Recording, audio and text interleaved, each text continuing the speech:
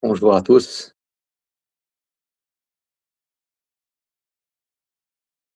Je teste encore un autre logiciel pour m'aider à faire des lives et je pense que ça marche. Ok, de toute façon, je vois, oui. Ça, c'est widescreen. Ça marche. Ok, un peu de délai, je vois, dans mon retour. Et aujourd'hui, c'est le deuxième épisode de création de son entreprise en France. Donc, après la création, quel est le deuxième pas? Euh, Encore, je fais ici, enfin, c'est exactement les choses que je fais pendant quelques mois. Donc, on a planifié à l'entrée en France. J'ai convaincu une entreprise à venir avec moi. Donc, on a créé l'entreprise française.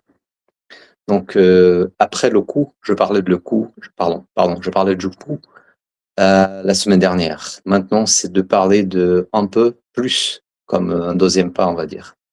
Donc, on a parlé de certification de la banque qu'il fallait, donc le registre dans le greffe. On a parlé des dépenses avec des avocats. C'est très important d'avoir un bureau que t'accompagne. Alors, après ça, planifier le financement parce que tu dois te financer enfin, choisir une façon d'être financé. D'abord, tu vas avoir ton capital social. Donc, tu as bien fait ça. Et après ça, il faut financer soit par des investisseurs privés, soit par la banque, soit par des initiatives du gouvernement. Donc ça, il a des règles à faire, enfin à suivre. Et au début, je voudrais vous raconter que j'étais censé, j'ai trouvé l'incubation, donc incubé dans un endroit public euh, très connu en France. Vous pouvez le trouver sur Google. Quel est le plus proche de vous? Donc après ça, préparer le document et commencer ton networking. Donc ça, c'est le plus important peut-être, parce que tu vas pouvoir parler avec des entrepreneurs qui ont déjà vécu ça. Donc il faut bien choisir. J'ai eu la chance de trouver des très bonnes personnes, des très bonnes personnes. Donc basiquement, j'étais suivi par deux entrepreneurs euh, très expérimentés. Ça, j'ai eu de la chance. Il faut développer. Ils n'ont pas le temps, tout le temps, 100% de leur temps pour te répondre des questions. Donc, il faut parler avec les gens, il faut connaître euh, bien les événements. Donc, chercher les événements d'entrepreneurs pour que tu puisses rentrer dans le milieu. Et donc, un truc très intéressant que j'ai parlé avec mon comptable. Donc, j'ai un comptable. J'aime très bien cette entreprise. On travaille bien jusqu'à maintenant. Mon interlocuteur là-bas, il est très bien aussi. Et donc, qu'est-ce que je voudrais vous dire pour vous que vous êtes intéressé à créer votre entreprise? Il y a bien sûr le besoin de faire un tableau de planification financière, donc ton business plan. Business plan, il peut être dans ma tête, j'avais business plan, donc une présentation. On peut avoir une présentation, on peut avoir un rapport très bien écrit, on peut avoir une entreprise qui font ça pour nous. Ils vont nous charger un peu. Et je n'ai pas utilisé ça, mais je connais des gens, des amis qui ont fait ça. Et tout d'abord, il faut apprendre, même si tu utilises des tiers pour faire, il faut apprendre à faire. Et il faut connaître le sujet. Et pour ça, il faut vraiment que tu fasses quelque chose. Tu vois, avant tout, pas être pressé. Quand on parle de l'argent, c'est pas bien facile de trouver un truc comme ça, mais il faut être tranquille pour développer ton entreprise. Alors, pour un truc très important d'aujourd'hui, planification financière, il faut utiliser un outil très connu en France, s'appelle le tableau FISY, F-I-S-Y, fisy.fr. Télécharge, c'est gratuit. Et, tout le monde qui travaille sur ça, ils vont connaître, c'est-à-dire comptables et les investisseurs, les initiatives dans France. Donc c'est très bien, c'est un outil, c'est un tableau fixe. Il a déjà, enfin, comment on dit, des carrés déjà fixés, avec des données déjà là-dedans, et tous les titres et les sujets, et séparés par onglet dans l'Excel. C'est très bien. Moi, je n'ai fait le mien moi-même. Donc, je dépensais peut-être quelques journées, 5 minimum, mais j'ai pu comprendre comment ça marche. Donc, tu vas là-bas, tu vas pouvoir avoir la trésorerie, tu vas pouvoir avoir tes coûts séparés, les impôts, et tout ça bien séparé, bien calé. À la fin, il va te générer des rapports très importants qui va t'aider. Pourquoi faire tout ça? Parce que ça va te servir pour parler avec la banque, pour parler avec ton comptable, pour parler avec les avocats. Donc, ça va te servir. C'est bien. Comme on a fait la dernière fois, enfin, pour faire le statut social, il fallait chercher les sources bien connues comme business, enfin le BPI, donc business, enfin, BPI, pardon. Et pour un modèle, pour de, un modèle de statut social de ton entreprise, donc le BPI, il est très bien sur ça. Alors, je reviens vers aujourd'hui. Je parlais de ça pour me rappeler la dernière fois. Donc aujourd'hui, c'est le document de jour, c'est le FISY, F-I-S-Y. Vous le connaissiez déjà. Donc ce tableau, il est nickel. Et après, il faut juste parler avec ton comptable pour régler les dernières choses, pour qu'il puisse en fait signer en bas s'il est d'accord ou pas. Donc s'il est d'accord, tu vas pouvoir l'utiliser pour la banque et aussi les financements privés ou d'État. Et donc, on a parlé de fonds propres. Bien sûr, si tu as de fonds propres, il faut investir de fonds propres. Il faut mettre de fonds propres. Même que c'est juste dans le capital social, tu vas l'utiliser après. Donc, il est posé, on va dire quelques jours pour que les documents ils passent dans la banque. Après, il est à toi pour l'utiliser dans l'entreprise, bien sûr. Donc, fonds propres, il faut le mettre. Il faut le mettre. Quoi que ce soit, 1 000 euros, 10 000 euros, 5 000 euros, 500 euros, il faut le mettre dans fonds propres. Après les banques, donc il faut chercher les opportunités dans les banques aujourd'hui. Moi-même, j'en ai pris un financement de crédit. C'était bien, c'était approuvé et c'était intéressant de l'avoir. C'était intéressant de l'avoir. Je peux vous expliquer, il faut juste m'envoyer des messages, on peut échanger sur ça si vous avez de doutes. Donc, des prêts bancaires et d'aide publique, de prêt d'honneur. Vous connaissiez le prêt d'honneur? Très intéressant. Il faut le chercher. Vous pouvez me poser des questions aussi. BPI France, suivre les règles. BPI France, c'est très bien. C'est nickel, il va t'aider. Il a pas mal de programmes qui vont pouvoir financer tes projets. Il y a quelques caractéristiques qu'il faut suivre avant. Et je voulais avoir ça avant, savoir toutes les infos. Pourquoi? Parce que il y a pas mal d'erreurs que j'ai commis, que je ne l'ai pas commettre. Donc c'est pour ça que je fais cette live, les séries de live, pour que vous puissiez suivre et peut-être avoir moins d'erreurs. Donc vous allez pousser plus vite, d'accord? Et Des incubateurs, on a parlé des incubateurs déjà. C'est très intéressant l'incubation. On peut parler plus spécifiquement plus tard. Euh, ils vont t'aider avec de l'argent aussi, mais c'est pas un argent qu'ils vont euh, vont mettre dans ton compte.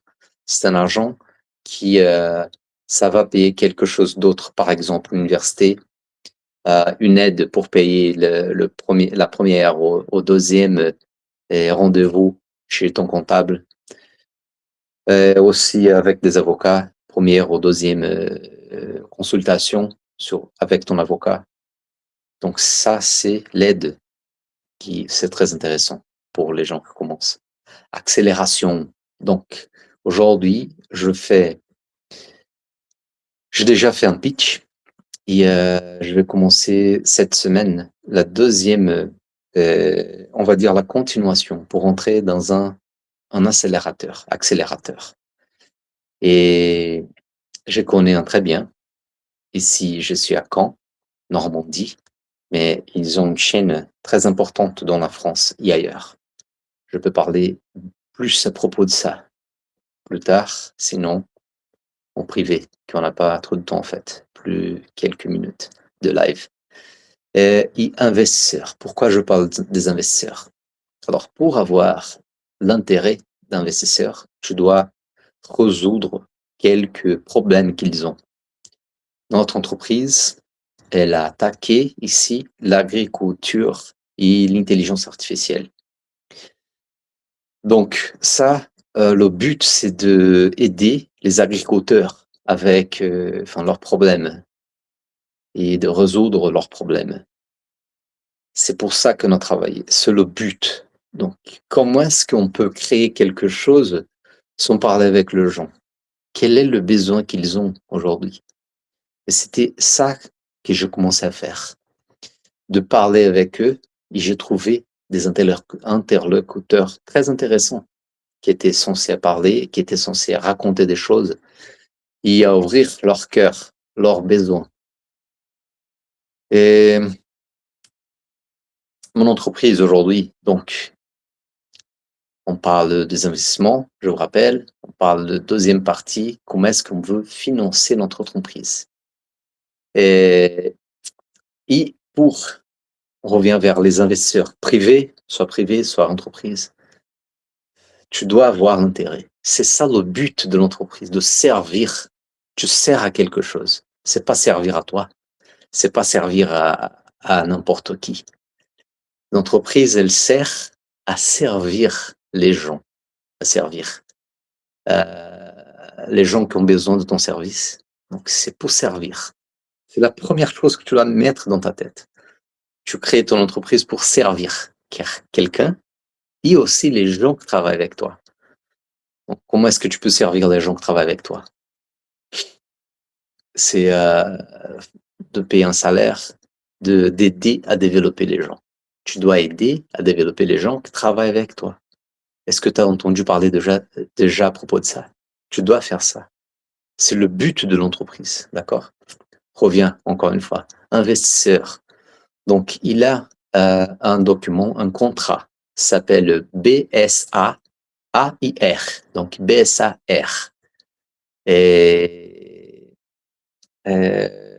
bon de souscription en action, AIR, action, agrément d'investissement rapide. Donc, BASR. À quoi ça sert? Ça, c'est un contrat je travaille sur ça exactement dans ce moment-là.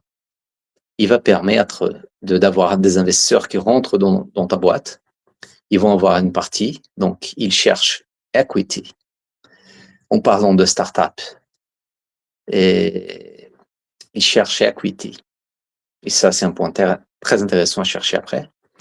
Donc, tu vas par exemple vendre 1% de ta société à travers du document BSAR. C'est connu. Ça a commencé avec le document SAFE, S-A-F-E, des États-Unis. Il s'est éparpillé partout. On l'utilise au Brésil, on l'utilise en France, on l'utilise ailleurs. C'est très connu et c'est accepté pour les banques, pour le gouvernement de la France pour le greffe. C'est accepté. C'est ça le plus important. Toujours faire les choses propres et suivre les règles du pays. Donc ça, il va permettre l'investisseur de rentrer dans ton entreprise avec le capital. Donc, il est intéressé, tu l'as convaincu à rentrer, donc il met son capital. Et en échange, une partie de l'entreprise, on va dire, pour l'exemple, 1% de l'entreprise, donc il paye X euros, on va dire 10 000 euros pour 1% de ton entreprise. Comment est-ce que tu sais ça? Il faut faire un valuation, donc la valorisation de ton entreprise, il faut la connaître. Qu'est-ce que tu as à offrir? Généralement, on a une base. 150 000 euros, c'est la valorisation de ton entreprise parce que tu as une idée, parce que tu as commencé à travailler sur ton POC, Proof of Concept, et tu as déjà des gens qui travaillent, par exemple toi, tu as des gens, l'entreprise qui est ouverte, tu as une promesse. Alors, ça peut monter, la valuation, ça peut monter. Donc, 150 000 euros, c'est la base, normalement, qu'une startup avec une idée. Je parle d'exemple de technologie ici, mais ça peut être quoi que ce soit. Et donc là, il rentre avec une promesse. Et, mais le plus intéressant, pourquoi choisir ça? Parce que il rentre dans l'entreprise, il a une promesse d'avoir une partie de ton entreprise, mais pas tout de suite. Donc, il va pas rentrer dans le statut social, tu vois. La garantie est le contrat de BSAR, que je viens de vous expliquer qu'est-ce que ça signifie. Alors, il rentre, il a une partie, mais c'est une promesse, donc ça va pas changer ton statut social. C'est juste le contrat qui va être annexé à ton statut social. Il s'est séparé. Et quelle est l'option qu'il va avoir, le BSAR? Si on suit exactement les règles, je peux expliquer après qu'on n'a pas trop de temps, plus de 3 minutes en fait seulement, on va avoir une sortie parce que l'investisseur, il veut quelque chose. Il veut 1% de l'entreprise pour 10 000 euros. On utilise l'exemple. Donc, à la sortie, peut-être, il va avoir une valorisation de 5 fois dans 5 ans. Donc là, il va avoir 50 000 euros à récupérer s'il veut l'argent. Sinon, s'il veut rester dans l'entreprise, donc il va suivre la règle dans 5 ans, qui va avoir le présent à 5 ans, d'ici à 5 ans. Une autre chose très intéressante, le gouvernement, il rentre avec toi. Pourquoi? Parce que il va te donner si c'est bien fait, toujours il faut parler avec un avocat pour faire ce genre de choses. Parler avec un avocat. Il faut avoir un avocat derrière tout ça. Donc, il va préparer le contrat, il va faire les liaisons nécessaires pour que ça soit accepté. Donc, pourquoi je dis que le gouvernement, il va rentrer comme des associés? Parce que l'investisseur, il va gagner la possibilité d'avoir une remise dans son impôt de 17 à 25%. Est-ce que tu as entendu parler de ça? Depuis la première année, dès la première année. Donc, c'est très intéressant. Le gouvernement, il croit en toi. Il croit dans l'entreprise avec toi parce que l'aide avec l'impôt. Donc, j'espère que on va parler un peu plus de networking la prochaine fois, mais il faut faire votre networking avec les avocats, avec les amis que tu connais, les entrepreneurs, chercher des événements et donc se former parce que t'es dans un défi très intéressant. Ça change ta vie, ça peut changer ta vie. Et il faut croire vraiment. Merci beaucoup. On revient vers la live de la semaine prochaine. Est-ce que je vais avoir le temps de dire le sujet de la semaine prochaine? C'est comment préparer ton pitch. Merci beaucoup.